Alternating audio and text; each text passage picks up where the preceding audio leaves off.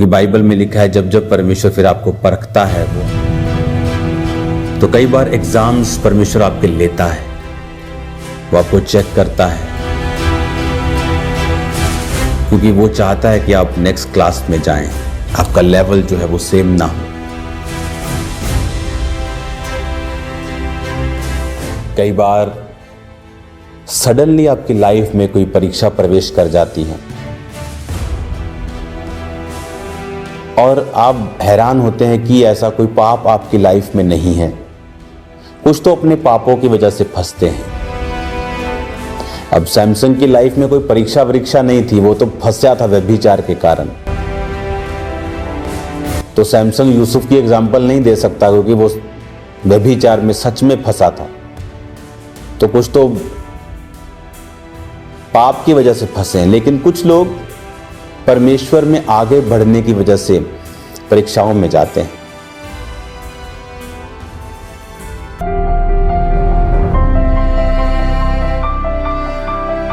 – 2004 में जब मैं परमेश्वर में आया तो मैं जानता था मेरी हालत कैसी थी।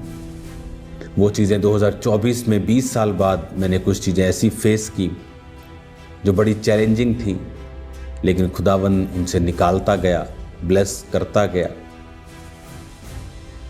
और अब मैं जानता हूं जो विज़न, जो दर्शन परमेश्वर आने वाले दिनों के लिए मुझे दे चुका है, जो इतना बड़ा है कि मुझे अब बहुत ही काफ़ी काम मुझे करना पड़ेगा और एक ऐसी स्थिति और एक ऐसी पोजीशन पे परमेश्वर इस सेवकाई को खड़ा करेगा। ये एक सिंपल चर्च मिनिस्ट्री नहीं, बल्कि एक मिशन होगा। बिग मेन लाइन जगहों के ऊपर परमेश्वर हमको खड़ा करेगा। उसके विषय में परमेश्वर ने मुझसे बात की, जो विजन दिया, दर्शन दिया, आगे किस तरह से मुझे जाना है।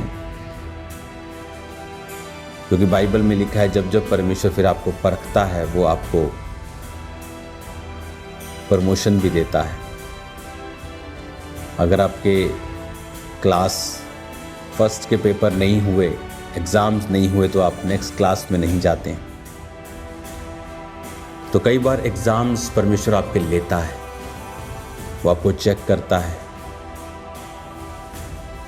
क्योंकि वो चाहता है कि आप नेक्स्ट क्लास में जाएं, आपका लेवल जो है वो सेम ना हो। आपकी अपनी लाइफ में भी कई बार सडनली आपकी लाइफ में कोई परीक्षा प्रवेश कर जाती है और आप हैरान होते हैं कि ऐसा कोई पाप आपकी लाइफ में नहीं है। कुछ तो अपने पापों की वजह से फंसते हैं। अब सैमसन की लाइफ में कोई परीक्षा नहीं थी, वो तो फंसा था व्यभिचार के कारण। तो सैमसन यूसुफ की एग्जाम्पल नहीं दे सकता, क्योंकि वो व्यभिचार में सच में फंसा था। तो कुछ तो पाप की वजह से फंसे हैं, लेकिन कुछ लोग परमेश्वर में आगे बढ़ने की वजह से परीक्षाओं में जाते हैं। कौन सी ऐसी परीक्षा है, कौन सी ऐसी घटना है जो एकदम से आपकी लाइफ में कई बार होती है? आप देखते हैं कि आपको ये क्या हो रहा है, ये मेरी लाइफ में ऐसा क्यों हो रहा है, और मेरे साथ ही ऐसा क्यों हो रहा है? क्योंकि आप एक ऐसी मूवी के हीरो हैं जिसका डायरेक्टर, प्रोड्यूसर दोनों परमेश्वर हैं। और सबसे कठिन रोल, सबसे लायक हीरो को दिया जाता है। कुछ लोग कंप्लेंट करते हैं कि मेरी लाइफ में ऐसी परीक्षाएं क्यों, सबके बच्चे हो रहे हैं, लेकिन मेरी लाइफ में ये ऐसा बड़ा हवा क्यों बन गया है? सबकी लाइफ में ये ब्लेसिंग, मेरी लाइफ में ऐसा क्या हो रहा है जो आराम से चीज़ें होनी चाहिए नहीं हो पा रही हैं? क्योंकि परमेश्वर आपको बढ़ाना चाहता है। अगर कुछ ऐसा हो रहा है जो ऑर्डिनरी नहीं है, तो कुछ ऐसा पॉजिटिव भी आपकी लाइफ में होगा जो ऑर्डिनरी नहीं, सुपर नेचुरल होगा आपकी लाइफ में। आप अपने परिवार को, अपनी वाइफ, अपने बच्चों को, अपने हस्बैंड को मसीह में बढ़ता हुआ देखेंगे। आप नए रास्तों को आप खुलता हुआ देखेंगे। आप एक जिम में जा रहे हैं, आप 50 kg वेट उठाते हैं, आप रोज़ 50 kg उठाएं, आपको कोई प्रॉब्लम नहीं। लेकिन जिस दिन आपने डिसाइड कर लिया कि I am going to the next level 75 kg, आपकी बाजुएं कहेंगी बस, मसल्स टूटेंगे, खल्लियाँ पड़ेंगी, शरीर दुखी होगा। कुछ देर दुखी रहेगा लेकिन बाद में वो काबिल होगा कि वो 75 kg आराम से उठा पाएगा। सो नेक्स्ट लेवल पे जाने से पहले परमेश्वर आपके वेट को, आपके ऊपर बोझ को बढ़ा देता है। जो व्यक्ति तो समझ जाते हैं कि ये चीज़ स्पिरिचुअल है और परमेश्वर की ओर से है, वो प्रार्थना में लग जाएंगे, फास्टिंग में लग जाएंगे, वेट करेंगे परमेश्वर की। धन्य है वो जो यहोवा पर भरोसा रखता है,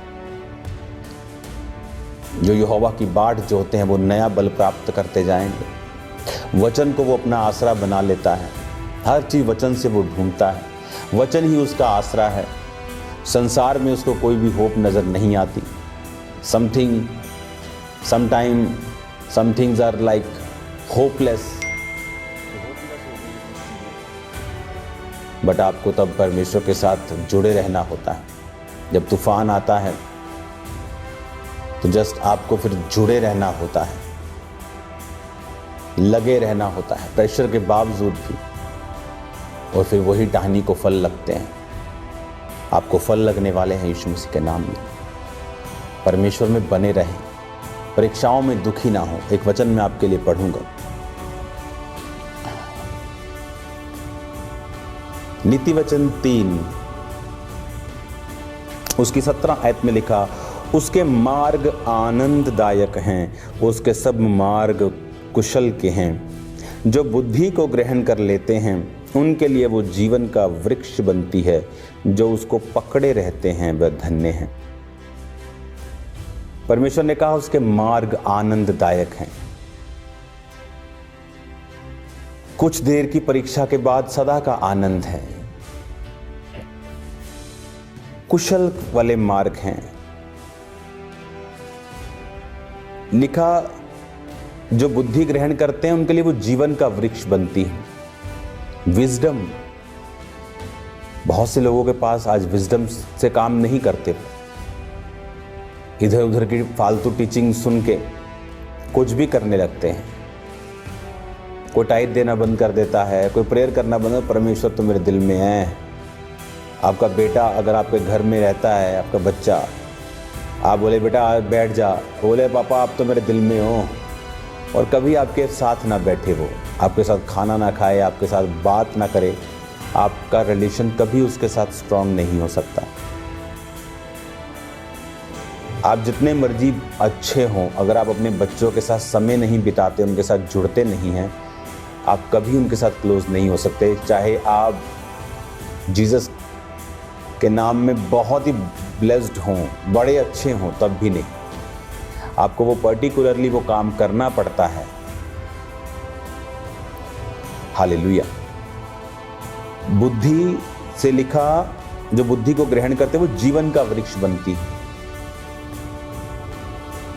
जो परमेश्वर की बुद्धि चलते वो जीवन का वृक्ष बन जाता, उसमें सब कुछ आ जाता है।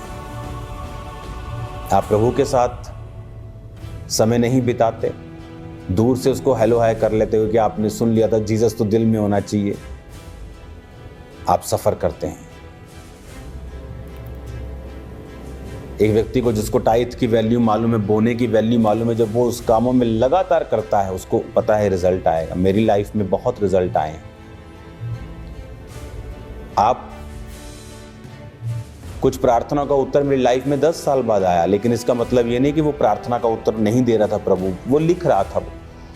कईयों की लाइफ में आप भले काम करते हैं, उनका असर आपको देर बाद आता है, लेकिन वो आता है। इसलिए इनकरेज्ड रहें, उत्साहित रहें,